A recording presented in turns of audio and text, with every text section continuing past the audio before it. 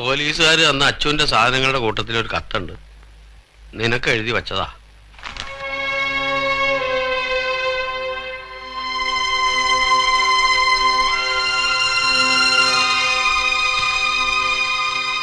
സേതുമാധവന് എല്ലാ ഭാരവും നിന്നെ ഏൽപ്പിക്കുന്നു. ലതയെ ഉപേക്ഷിക്കരുത്. അവൾ സാധുവാണ്. മറ്റൊന്നും പറയാനില്ല. ജീവിതത്തിൽ ഞാൻ കരഞ്ഞിട്ടുള്ളത് നിന്നെ ഓർത്ത് മാത്രമാണ്. അച്യുതൻ നായർ. അവൻ എന്തിനിത് ചെയ്തു എന്നാ എനിക്ക് മനസ്സിലാവാത്തത്.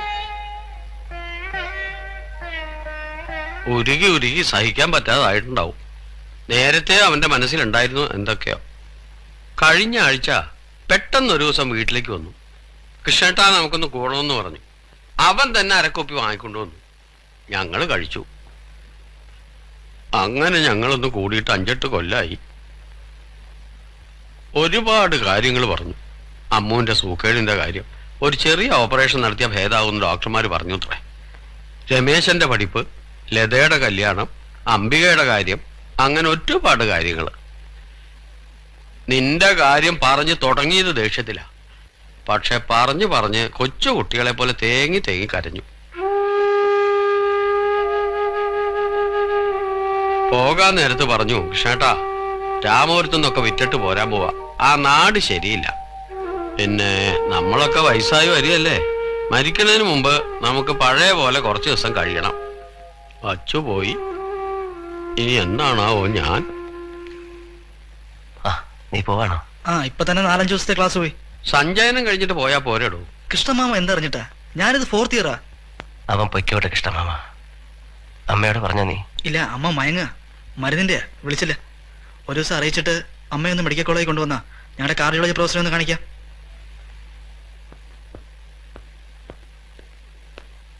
ഏട്ടാ ഒരു മിനിറ്റ്.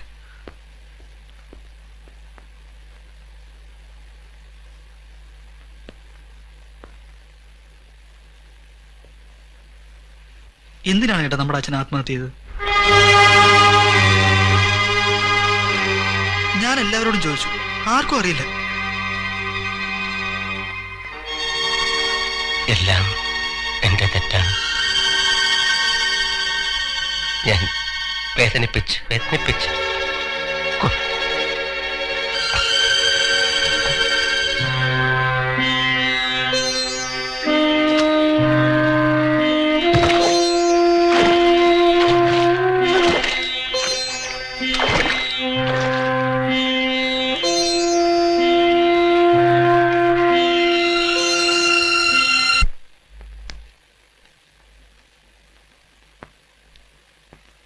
അരി സഞ്ചയായിട്ട് വരണ കാണുമ്പോ ആ പഴയ രൂപ തോന്നണ അമ്മായിക്ക്.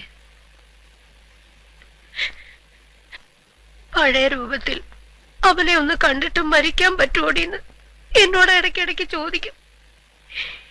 ഇനി പറയാനും വഴക്ക് കൂടാനും ആരാടാ ഉള്ളത്? അമ്മയ്ക്ക് കരഞ്ഞു തീർക്കാം. ഞാനോ അമ്മേ? കാപ്പി ഇത് കുടിക്കമ്മേ. അവൾക്ക് വലിയ വിഷമം. സേതുമാവൻ ഇത്ര ദിവസമായിട്ട് അവളോട് മിണ്ടിയില്ലാന്ന്. ദേവിയുടെ തനി സ്വഭാവ.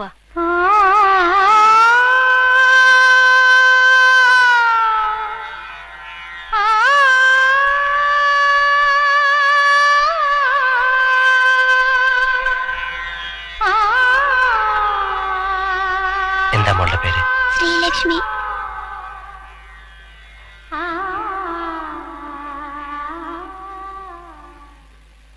എന്റെ ദുർബുദ്ധിയാ.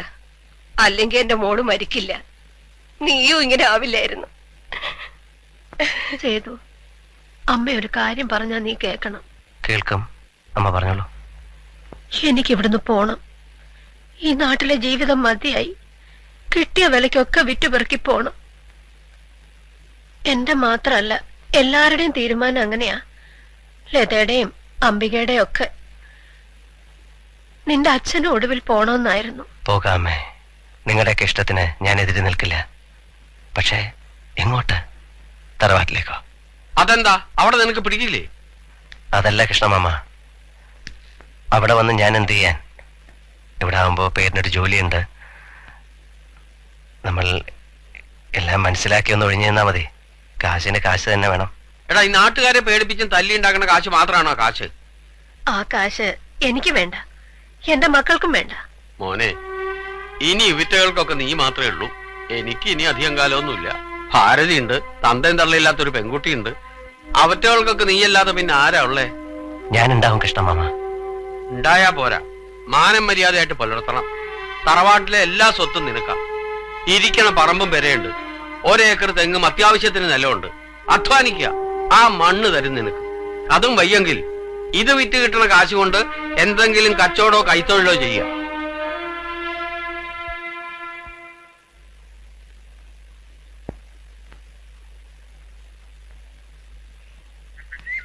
യാത്ര പറയാൻ വന്നതാണ്.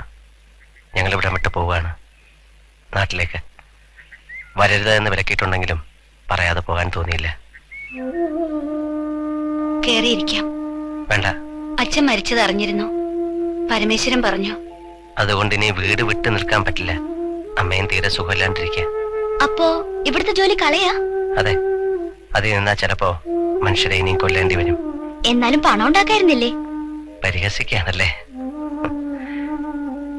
പോട്ടെ, വല്ലപ്പോഴും വരുമ്പോ വരാം. എന്നോട് വിരോധമൊന്നും തോന്നണ്ട. എനിക്ക് നിങ്ങളോട് ദേഷ്യമൊന്നുമില്ല. ചെകുത്താനും കടലിനും ഇടയിൽ ജീവിക്കണ ഒരു അമ്മയാണ്. ഒന്നും പറയണ്ട, എനിക്ക് മനസ്സിലാകും. പോട്ടെ.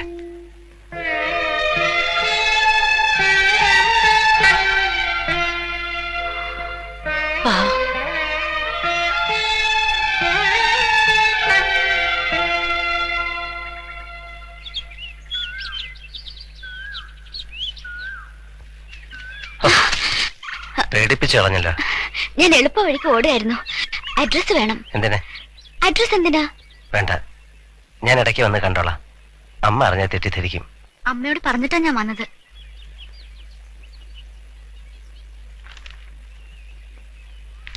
അന്ന് രാത്രിയിൽ വന്നപ്പോ അമ്മയോട് ചോദിച്ചത് ശരിക്കും സിൻസിയർ ആയിട്ടായിരുന്നോ? എന്ത്? കല്യാണം കഴിച്ചോട്ടെ എന്ന്. ഓ, അതോ? കള്ളു കുടിച്ച് വെളിവില്ലാതെ പറഞ്ഞാണെന്ന് തോന്നിയോ?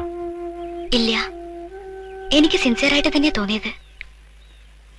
ആണുങ്ങൾ പല കമന്റും പറയാറുണ്ട്, വൃത്തികേടുകൾ പറയും.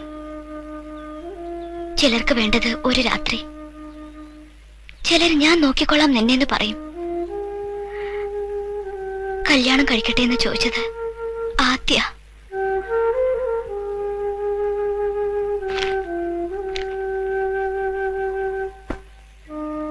ഇപ്പൊ അവിടുന്ന് പോന്നപ്പോ അമ്മ എന്താണ് പറഞ്ഞതെന്നറിയോ?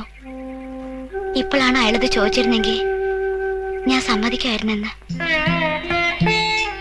ഇപ്പോഴും ആ ചോദ്യം ഉണ്ടെന്ന് ഞാൻ വിചാരിച്ചോട്ടെ. ആലോചിക്കാതെ പറഞ്ഞതാണെങ്കിൽ പാലിക്കണമെന്ന് നിർബന്ധമില്ല. എന്നാലും വെറുതെ പ്രതീക്ഷിക്കാലോ എനിക്ക്. തുഴഞ്ഞു തുഴഞ്ഞു പോകുമ്പോ ദൂരെ ഒരു കരയുണ്ടെന്ന് പ്രതീക്ഷിക്കുന്നത് ആശ്വാസല്ലേ? ദൂരെയല്ല, അരികിൽ. ആ കൈ എന്നുയർത്തിയാൽ തൊടാവുന്ന പോലെ അത്ര അരികിൽ.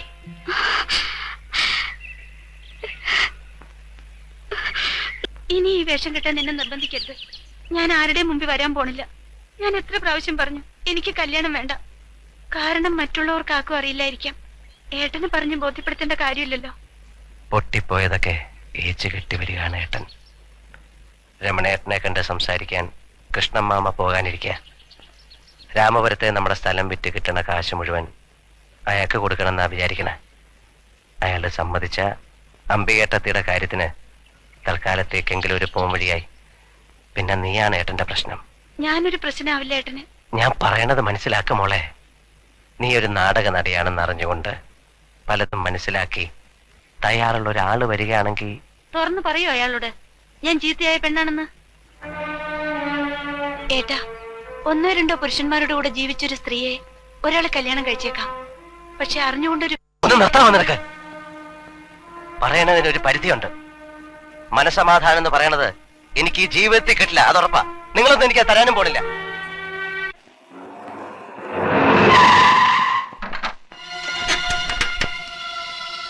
ആരാ? എന്താ വേണ്ടേ? മോളുടെ പേരെന്താ? ജെൻസി, ജോസിന്റെ മോളാ.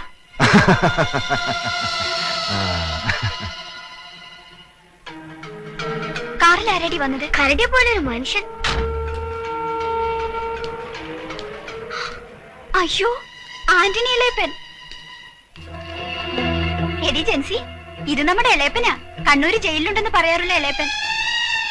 എന്റെ ജോസൂട്ടിനെ പട്ടിയെ പോലെ തല്ലിക്കൊന്നിട്ടേക്കണ കാഴ്ച അപ്പം കണ്ടടാ.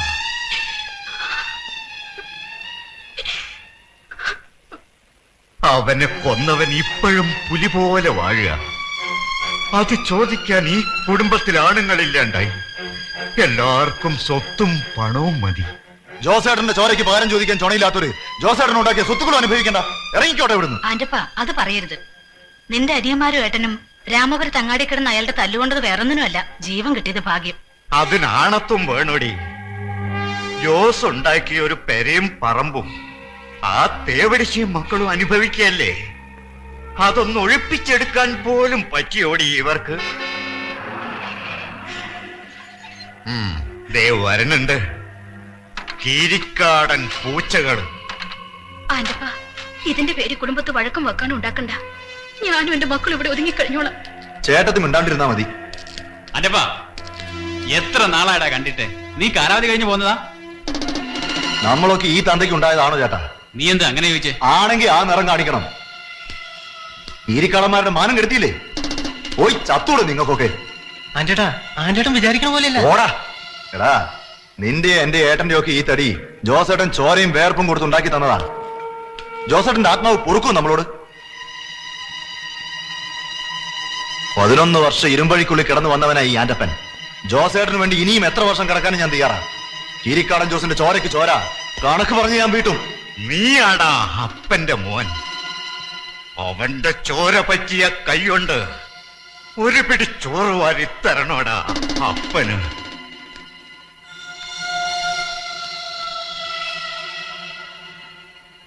കൈ പറ്റിയ ചോരയല്ലപ്പാ, അവന്റെ ചങ്ക് പിഴിഞ്ഞ ചോര തളിച്ച് അപ്പന് ചോറ് വാരിത്തരും. ആ ചോറ് ഈ കീരിക്കാടന്മാരുടെ കുടുംബത്തിൽ എല്ലാരും ഉണ്ണും. വേണ്ടേ? വേണോടാ, വേണം. അമ്മ കൃഷ്ണമാമയോട് ഒരു കാര്യം തിരക്കാൻ പറഞ്ഞിട്ടുണ്ട്. എന്താ അമ്മേ? നീ ഓർക്കണുണ്ടോ നമ്മുടെ ചെറുക്കിലെ ദേവയാനിയുടെ മൂത്ത മോള് രമേ? രമയാ? ആ, നമ്മുടെ ലതയുടെ കൂടെ പഠിച്ചതാ. അവളുടെ കൂടെ നമ്മുടെ വീട്ടിൽ വന്നിട്ടുമുണ്ട്. ഇന്നലെ ഏട്ടനാ പറഞ്ഞ് കാണാൻ നല്ല കുട്ടിയാ, നിനക്ക് ചേരുംന്ന്. എനിക്കോ? അമ്മ എന്തേ പറയണേ? എന്തേ? എന്നും ഇങ്ങനെ കഴിയാനാ തീരുമാനിച്ചേക്കണേ? അതൊന്നും ആലോചിക്കാനുള്ള സമയമായിട്ടില്ലമ്മേ. ഇനി എന്നാ സമയാവുക? ഞാൻ ചത്തിട്ടോ? എന്തിനാ അമ്മ ഇങ്ങനെയൊക്കെ പറയണേ? എനിക്കും ഉണ്ട് ചില ആശകൾ. നിനക്കും വേണ്ടേ ഒരു ജീവിതം? എനിക്കങ്ങനെ മോഹങ്ങളൊന്നുമില്ല. പക്ഷെ അമ്മയുടെ ആശ ഞാൻ സാധിച്ചു തരും. അമ്മ അതിന് സമ്മതിക്കണമെന്നേ ഉള്ളൂ. സമ്മതിക്കണമെന്നോ? എന്ത്? എനിക്ക് ജീവിതം ഒരു കടം വീട്ടിൽ മാത്രമാണ്. അമ്മയോട്, ലതയോട്, ഏട്ടത്തിയോട്, അച്ഛനോട്, പിന്നെ ഇതുപോലെ ഞാൻ മൂലം തകർന്നു പോയ മറ്റൊരു കുടുംബത്തോട്. ഏത് കുടുംബം? ഞാൻ പറഞ്ഞിട്ടില്ല അമ്മേ, രാമപുരത്ത് ഒരു ഹിന്ദു അമ്മയും. ഞാനൊരു വിവാഹം കഴിക്കുകയാണെങ്കിൽ അതാ കുട്ടിയെ ആയിരിക്കും. ഈശ്വര, കീരിക്കാടന്റെ രണ്ടാം ഭാര്യയുടെ ആ കുട്ടിയല്ലേ? അതെ, ഹിന്ദു. ഞാൻ വാക്കുകൊടുത്തതാ. നീ വീണ്ടും അപകടം വരുത്തി വെക്കുക. ഞാനത് സമ്മതിക്കില്ല. സമ്മതിക്കണം, അല്ലെങ്കിൽ എനിക്ക് ജീവിതത്തിൽ സമാധാനം കിട്ടില്ല. തീർത്താലും തീരാത്ത കടമാണമ്മേ അത്. കുടിക്കാൻ എന്താ എടുക്കണ്ടേ? ഇപ്പൊ ഒന്നും വേണ്ട, വരട്ടെ. ഇവിടത്തെ വീട് ഒരാൾ നോക്കിയിട്ടെന്ന് പറഞ്ഞു, അതൊന്ന് അന്വേഷിക്കാൻ വേണ്ടി ഇറങ്ങിയതാ. അപ്പൊ ഇവിടെ ഒന്ന് കേറി കണ്ട് സംസാരിക്കണമെന്ന് അവന്റെ അമ്മ പറഞ്ഞു. മകൾ ഇന്ദു അല്ലേ? അതെ, ഇന്ദു മതി. ആളില്ലേ ഇവിടെ? അവൾക്ക് ഇവിടെ രജിസ്റ്റഡി ബൂത്തിൽ ജോലിയുണ്ട്, വിളിപ്പിക്കാം. വേണമെന്നില്ല, ഞാൻ പോണ വഴി കണ്ടോളാം. പാലില്ല, എങ്കിലും ഞാനൊരു കടിഞ്ചായ എടുക്കട്ടെ. എന്തെങ്കിലും ഒന്നും കുടിക്കാതെ, അല്ലെങ്കിൽ ഇത്തിരി സംഭാരം. ആയിക്കോട്ടെ, സൽക്കാരം സ്വീകരിച്ചില്ല എന്ന് വേണ്ട. തറവാടിത്തെന്ന് പറയുന്നത് വെറുതെ ഒന്നുമല്ല. എന്താ ആ സ്ത്രീയുടെ മുഖത്തൊരു തേജസ്, എന്താ മര്യാദ, അടക്കം, ഒതുക്കം. കോലത്ത് ജനിച്ചാണെന്ന് ആരും പറഞ്ഞു ബോധ്യപ്പെടുത്തണ്ട. പിന്നെ ഒരു തെമ്മാടിയുടെ കയ്യിൽ എങ്ങനെ ചെന്ന് പെട്ടു എന്നാ എനിക്ക് മനസ്സിലാവാത്തത്. അതാണ് ഈ വിധി എന്ന് പറയുന്നത്. അവർക്ക് ഒരൊറ്റ നിർബന്ധമുള്ളൂ. നിർബന്ധമല്ല, അപേക്ഷ. എത്രയും വേഗം നടത്തണം. എന്റെ കുട്ടിയെ എത്രയും വേഗം കൊണ്ടുപോയി രക്ഷിക്കുമെന്നാ അവരെന്നോട് കരഞ്ഞുകൊണ്ട് പറഞ്ഞത്. നമുക്ക് ഉടനെ നടത്താം. അങ്ങനെ ഉടനെ ഒന്നും നടക്കില്ല അമ്മേ. ഇവിടെ വേറെ ഉണ്ട് കാര്യങ്ങൾ, അതൊക്കെ കഴിയട്ടെ. ഏട്ടാ, എന്തിനും അതിന്റെ സമയമുണ്ട്. അവിടുത്തെ അവരുടെ അവസ്ഥ ഏട്ടൻ തന്നെയല്ലേ പറഞ്ഞത്. പെൺകുട്ടികളുടെ ജീവിതം തകരാനും നന്നാവാനും അധികം നേരമൊന്നും വേണ്ട. കടമെന്നൊക്കെ പറഞ്ഞല്ലോ. ദാഹിക്കുമ്പോഴാ വെള്ളം കൊടുക്കേണ്ടത്, ചത്തിട്ടല്ല.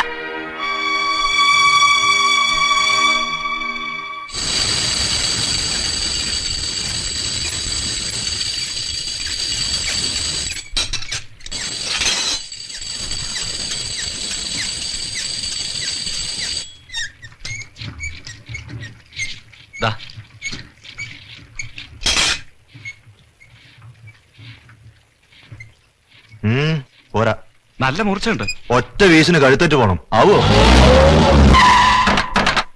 അന്റേടാ, നമ്മളൊക്കെ വെറും മറ്റേതാക്കിട്ട് അവൻ പിന്നെയും കളിക്കാണ്. ജോസേട്ടന്റെ വെപ്പാട്ടിന്റെ മോളെ അവൻ കെട്ടാൻ പോണ്. ആര്? ഏത് മാധവൻ?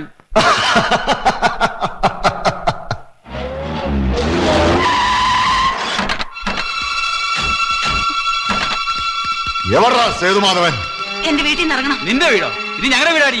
നിങ്ങൾ ആരാ? എന്താ വേണ്ടേ? എവിടാ അവൻ? സേതുമാധവൻ വന്നിട്ടില്ല. അയ്യോ, ഒന്നും ചെയ്യരുത്. ജീവൻ വേണം, വിളിച്ചോണ്ട് പോയി. എന്റെ വീട്ടിൽ വന്നവരെ അപമാനിക്കരുത്. ഇവരെല്ലാണടി അഭിമാനം. ഞാൻ നിങ്ങളുടെ കാല് പിടിക്കാം. എന്റെ മോളുടെയും ജീവിതം തകർക്കരുത്. നിന്നെയും എന്റെ മോളെ ഇനി ജീവിപ്പിക്കില്ലടി. എന്റെ ജോസേട്ടനെ കൊന്നവനെ നീ ഇതിന്റെ ഉള്ളിൽ പായ വിരിച്ചു കൊടുത്തു. ഇനി മോളെയും കല്യാണം കഴിച്ച് അവനിവിടെ സൂക്ഷിച്ചു കഴിയണത് ഞങ്ങളെ കാണിക്കണം അല്ലേടി? ജീവൻ വേണമെങ്കിൽ വേഗം ഇറങ്ങി പോടൂ, അല്ലെങ്കിൽ എല്ലാത്തിനെയും ഞങ്ങൾ ഇതിനുള്ളിലിട്ട് വെട്ടും. കൃഷ്ണമാമ, ആ മോതിരം ഇങ്ങോട്ട് തരൂ. അത് ഇട്ടു കൊടുത്തിട്ടേ നമ്മൾ ഇവിടുന്ന് പോകുന്നുള്ളൂ.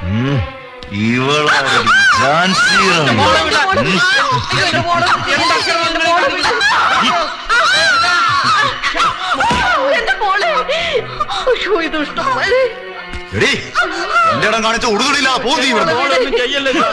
ഈരിക്കാടന്മാർ വേറെ ഊച്ചാളികളൊന്നുമല്ല. അവനെ ഞങ്ങൾ അവിടെ വന്നിട്ടും പറഞ്ഞേക്കെ. വാ മോളെ, നമുക്ക് പോവാം.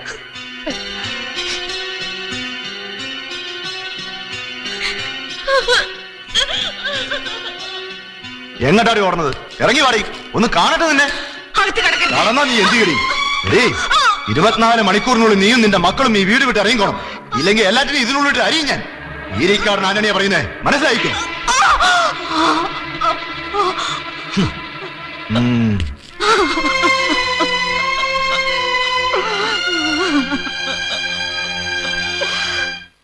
ഞാൻ കരുതി നിങ്ങൾ വരുമ്പോ രാത്രിയാവുന്ന്. അവർക്ക് സന്തോഷായോ? എന്താ ഏട്ടനൊന്നും മിണ്ടാത്തെ? നടന്നില്ല അമ്മു. ജീവനും കൊണ്ട് രക്ഷപ്പെട്ടു എന്ന് പറഞ്ഞാ മതിയല്ലോ. ലതയുടെ ചുണ്ട് കണ്ടോ? എന്താ ഉണ്ടായെന്നൊന്ന് തെളിച്ചു പറയൂ ഏട്ടാ. ഒന്നും പറയണ്ട എന്റെ അമ്മു. രാക്ഷസന്മാരെ പോലെ ഒരു 3-4 കൂടെ വന്നു കയറി. അവരെന്തൊക്കെയാ പറഞ്ഞേ, എന്തൊക്കെയാ ചെയ്തേ, എനിക്കൊന്നും അറിയാൻ പാടില്ല. ഏതായാലും നമുക്ക് ഈ ബന്ധം വേണ്ട. സേതുവിനോട് ഇതൊന്നും പറയാൻ വേണ്ട. ഒരു കാര്യം ഉറപ്പാ, ഇന്ന് അവിടെ എന്തെങ്കിലും നടക്കും. 2 കൽപ്പിച്ച അവന്മാര് വന്നിരിക്കണേ. എന്താ കൃഷ്ണമാമ ഉണ്ടായത്? എനിക്കറിയണം. ഒന്നുമില്ല. കീരിക്കാടന്മാര് വന്ന് പറ്റില്ലാതെ പറഞ്ഞു, ഞങ്ങൾ ഇങ്ങോട്ട് പോന്നു. ഞാൻ കേട്ടു, എന്നെ വിളിക്കണ്ട. പറ മോളെ, എന്താ ഇത്? അത് പെട്ടെന്ന് ബസ്സിൽ വെച്ച്. നോണ പറയണ്ട. അവരെന്റെ ദേഹത്തോട്ടൊന്നാ ഞാൻ ചോദിക്കണേ. അവരൊന്നും ചെയ്തില്ല എന്ന് പറഞ്ഞില്ലേ?